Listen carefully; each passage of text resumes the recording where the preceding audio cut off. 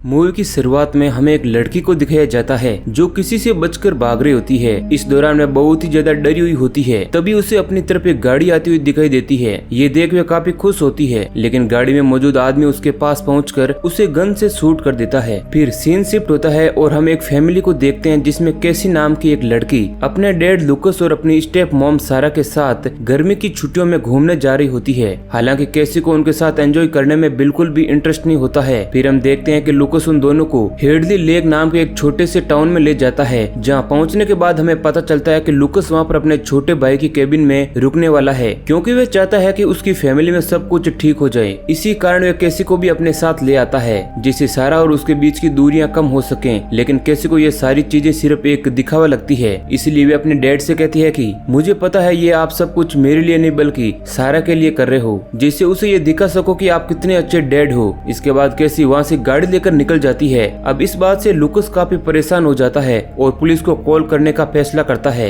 लेकिन जब सारा उसे समझाती है कि तुम्हें ऐसा नहीं करना चाहिए, तो वह उसकी बात मान जाता है। इसके बाद हम कैसी को देखते हैं जो एक बार में पहुंचती है। तो बार में मौजूद एक आदमी कैसी को छेड़ने की कोशिश करता है, लेकिन वे पहले ही उसका सामना करने के लिए चाकू निकाल लेती है। इस दौरान बार में बैठे हुए टक्कर और एना नाम के उस टाउन के दो टीनेजर्स भी उसका सपोर्ट करने लगते हैं, इसलिए कैसी को छेड़ रहा हुआ आदमी वहाँ से चला जाता है। हालांकि टक्कर और एना इस बात से हैरान थे कि कैसी यहाँ पर वेकेशन के लिए आई है, क्योंकि कोई भी जल्दी से शहर छोड़कर यहाँ नहीं आता है। फिर कैसी उन दोनों से वहाँ पर किसी अर्बन लीजेंड के बारे में पूछती है, तो वे उसे मैकेनी हाउस के बारे में बताती है। हालांकि टक्कर इस बारे में कैसी को बताने से मना करता है, लेकिन एना नहीं मानती और कहती है कि सालों पहले वह घर भी यहाँ के आम घरों की तरह ही था, जहाँ पर दो भाई बहन रहते थे। लेकिन फिर जो भी उस घर के आसपास दिखाई देता वह गायब होने लगता। अब ये सुनकर कैसी को काफी एक्साइटमेंट होता है और वे उस जगह पर जाने का फैसला करती है। हालांकि टक्कर और एना उसे ऐसा करने से मना करते हैं, लेकिन वे उनकी एक भी बात को नहीं मानती है, इसलिए मजबूरन वो लोग उसे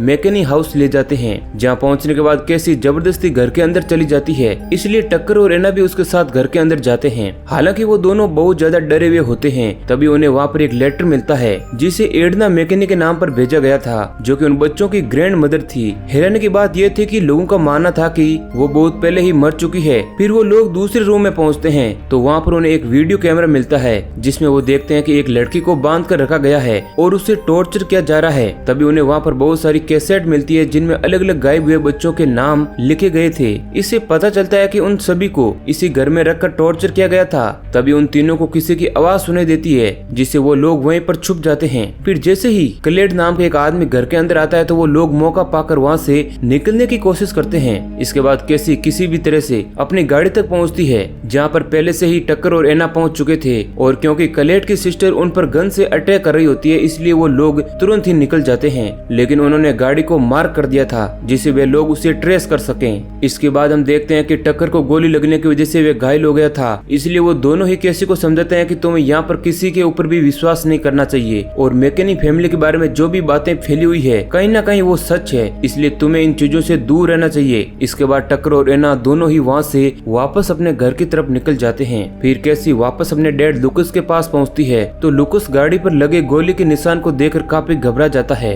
और जब वे उसके बारे में पूछता है तो कैसी उसे कुछ भी नहीं बताती है। और क्योंकि सारा भी उसका सपोर्ट कर रही होती है, इसलिए लुकस भी कैसी को फोर्स नहीं करता है। लेकिन वो इस बारे में पुलिस को इन्फॉर्म कर देता है, जिससे एक ऑफिसर वहाँ पर चेक करने के लिए आता है और उससे कहता है कि मैं इस बारे में रिपोर्ट लिख दूंगा, लेकिन तुम भी चौकन्ना रहना। हो सकता है कि कोई भी शहर से तुम्हारा पीछा करते हुए यहाँ तक आ गया हो। और इन सब चीजों से लुकस काफी घबराया हुआ था, इसलिए वो गन शॉप से गन भी खरीद लेता है। दूसरी तरफ हम देखते हैं कि मैकेली फैमिली के वे दोनों भाई बहन टक्कर और उसकी गाड़ी को भी ट्रैक कर चुके थे, इसलिए वो दोनों उन्हें सबक सिखाने का फैसला करते हैं, क्योंकि वो लोग उनकी ग्रैंड मदर के रूम में गए थे। दूसरी तरफ जब एना शॉप में होती है तो वहाँ पर एक गाड़ी आकर रुकती है जिसमें टक्कर होता है। इस दौरान उसकी हालत बहुत ही ज्यादा खराब होती है और इससे पहले कि एना कुछ समझ पाती उस पर भी हमला होता है, जिससे वे बेहोश हो जाती है। और फिर जब उसकी आंख खुलती है तो वह खुद को टक्कर के साथ मैकेनी हाउस में बंधा हुआ पाती है। फिर वहाँ पर मौजूद क्लेड उन पर काफी गुस्सा होता है और कहता है कि तुम यहाँ पर पहले भी आ चुके हो, इसलिए तुम्हें इसकी सजा मिलेगी। हालांकि एना उसे समझाती है कि तुम्हें गलतफहमी हुई है, लेकिन अब इन सब बातों का कोई भी फायदा नहीं है। क्लेड उन दोनों को टॉर्चर करने लगता है और उनसे पूछता है कि तुम्हारे साथ वे तीसरी लड़की कौन थी, क्योंकि वही मेरी ग्रैंड मदर के रूम में गई थी। अब क्योंकि वो दोनों बहुत ही ज्यादा डरे हुए थे, इसलिए वो बताते हैं कि वह तीसरी लड़की जिसका नाम कैसी है वो यहाँ पर शहर से आई है। तभी टक्कर उनसे कहता है कि हम किसी से कुछ भी नहीं कहेंगे, तुम प्लीज हमें यहाँ से जाने दो। लेकिन ग्रैंड मदर का नाम सुनते ही वे और ज्यादा गुस्सा हो जाती है और चाकू से अटैक करके टक्कर के साथ एना को भी मार देती है। और क्योंकि उनका फ्रीजर भर गया था इसलिए वो डेड बॉडीज को बाहर ही दफनाने का फैसला करते हैं। फिर हम कैसी को देखते हैं जिसे सारा बात करने की कोशिश करती है और वे उसके साथ बहुत ही ज्यादा रूड बिहेव करती है और वहाँ से चली जाती है। इस दौरान हम देखते हैं कि क्लेट और एडना उसे फॉलो कर रहे हैं। इसके बाद कैसी लुकस के पास पहुँचती है और उससे अपनी गलती मानते हुए कहती है कि मुझे सारा से इस तरह से बात नहीं करनी चाहिए थी। अब ये बात सुनकर लुकस काफी खुश होता है और कहता है कि ये एक अच्छी शुरुआत हो सकती है, इसलिए तुम्हें सारा से बात करनी चाहिए। लेकिन कैसी इस चीज के लिए साफ इनकार कर देती है और कहती है कि इन सब चीजों में मेरी कोई भी गलती नहीं है, क्योंकि आप मुझे यहाँ जबरदस्ती लेकर आई हो, इसलिए मुझे नहीं लगता कि मुझे किसी से माफी मांगनी चाहिए। यहाँ तक कि आपने तो अपने स्वार्थ के लिए मुझे मेरी मॉम से भी दूर किया था, अब मैं उनकी कब्र पर भी विजिट नहीं कर सकती हूँ। फिर वह कहती है कि क्या मैं आपकी गाड़ी उधार ले सकती हूँ, क्योंकि मैं अपने दोस्तों से मिलने जाना चाहती हूँ। तो लुकस ना चाहते हुए भी गाड़ी की चाबी उसके हवाले कर देता है।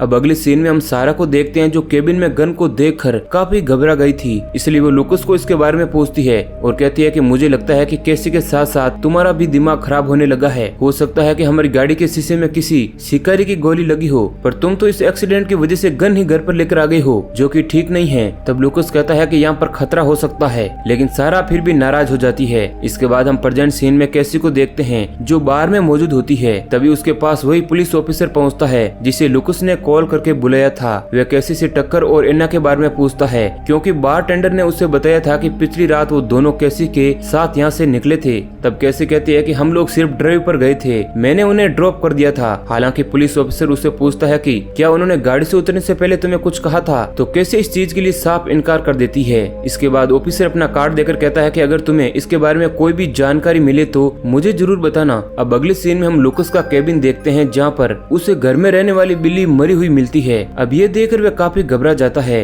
अब इसके बाद जब कैसी वापस से केबिन पहुंचती है तो उसे सारा बहुत ही बुरी हालत में मिलती है। इस दौरान वह कैसी को वहाँ से अपनी जान बचाकर भागने के लिए कहती है, लेकिन कैसी ऐसा नहीं करती है और उसे आजाद करने लगती है। तभी उस पर भी कोई अटैक कर देता है। फिर हम लुकस को देखते हैं जिसे होश आता है तो वह खुद को उन दोनों भाई बहन के पास पाता है जो उसके सिर के ऊपर एक एप्पल रख देते हैं और उसे हिलने से मना करते हैं। इसके बाद हम देखते हैं कि वह उसके सिर पर रखे हुए एप्पल पर निशाना लगाने लगती है। दूसरी तरफ केबिन के अंदर मौजूद क्लेड ने सारा और कैसी दोनों को ही बांध कर रखा हुआ था, क्योंकि कैसी उसे काफी ज्यादा बदतमीजी से बोल रही थी, इसलिए वह उसे सबक सिखाने का फैसला करता है। और सारा इस बात से काफी हैरान थे कि वह उनके साथ ऐसा क्यों कर रहा है। इसलिए क्लेड बताता है कि तुम्हें इस लड़की से पूछना चाहिए, क्योंकि ये अपने कुछ दोस्तों के साथ मेरे घर के अंदर घुसी थी और सब कुछ किया धरा इसी लड़की का है। फिर उसके जाने के बाद कैसी सारा को बताती है कि मेरे पास उस शेरिफ का कार्ड था और हम उसे कॉल करके हेल्प मांग सकते हैं। फिर वह किसी तरह से खुद को आजाद करके फोन तक पहुंच जाती है और पुलिस को इस बारे में बताकर जल्दी से जल्दी आने को कहती है। और फिर वह मैकेनी फैमिली के आने से पहले ही अपनी कुर्सी पर वापस बैठ जाती है, जिससे कि उनको इस बारे में शक न हो। जिसके बाद केबिन में क्लेट और एडना पहुंचते हैं। इस दौरान एडना चाहती थी कि वह लुकस के साथ कुछ टाइम स्पेंड करें, लेकिन ये चीजें क्लेट को बिल्कुल भी पसंद नहीं आती है, जिससे उन दोनों के बीच बहस होने लगती है और एडना उसे गन से शूट करने की धमकी देती है, जिससे मजबूरन क्लेट वहाँ से चला जाता है। जिसके बाद एडना लुकस को बेडरूम में ले जाती है। दूसरी तरफ क्लेट बाहर होता है। तभी वहाँ पर उसे पुलिस ऑफिसर दिखाई देता है जो उसे कहता है कि हमने बात की थी कि शहर से आने वाले किसी भी इंसान को तुम कोई भी नुकसान नहीं पहुँचाओगे,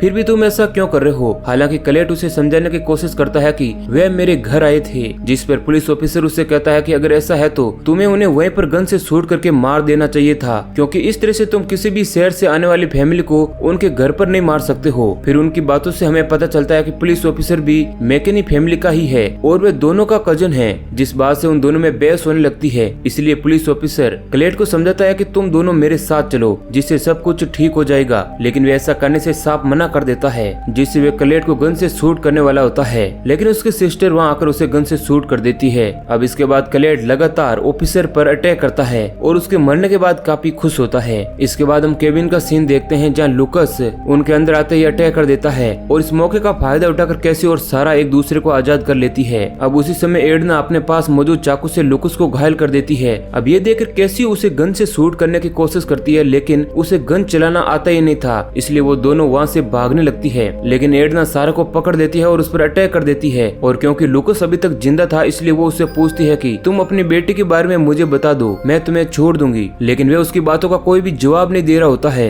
इस दौरान हम देखते हैं कि क्लेट अपने ही कजन का मीट पकाकर खा रहा होता है और फिर एडना कैसी को ढूंढने के लिए लिए निकल पड़ती है और पीछे लुकस क्लेड के पास अकेला बचता है, इसलिए क्लेड उसे टॉर्चर करने लगता है। और इधर एडना के पास अचानक से कैसी पहुंच जाती है जो उसके कुछ कर पाने से पहले ही उस पर अटैक करके उसे मार देती है। तभी एडना की चीखें सुनकर क्लेड भी काफी हैरान होता है और उसे आवाज लगाने लगता है। तभी वहाँ पर कैसी पहुंच जाती है जो उसे कहती है कि तुम्हें मेरी फैमिली से पंगा लेने से पहले हमारे बारे में अच्छे से जान लेना चाहिए था, जिससे क्लेड बेकाबू होकर उस पर अटैक कर देता है। लेकिन कैसी मौका पाकर उस पर गन तान देती है। हालांकि लुकस उसे ऐसा करने से मना करता है, लेकिन इसके बावजूद वह क्लेड को शूट करके उसे मार देती है और फिर वे अपने डैड के गले लग जाती है और उन्हें वापस से अपने साथ केबिन में ले जाती है जहाँ सारा अभी भी जिंदा थी। अब इसके बाद हम अगले सीन में देखते हैं कि वे हॉस्पिटल में हैं और वे ठीक हो चुकी है। फिर वो तीनों वापस घर आते हैं और इस दौरान हम कैसी को भी देखते हैं जो उन लोगों के साथ होती है और वे काफी खुश होती है और इसी सीन के साथ मूवी एंड हो जाती है। तो दोस्तों ये कहानी अगर आपको पसंद आई है तो वीडियो को लाइक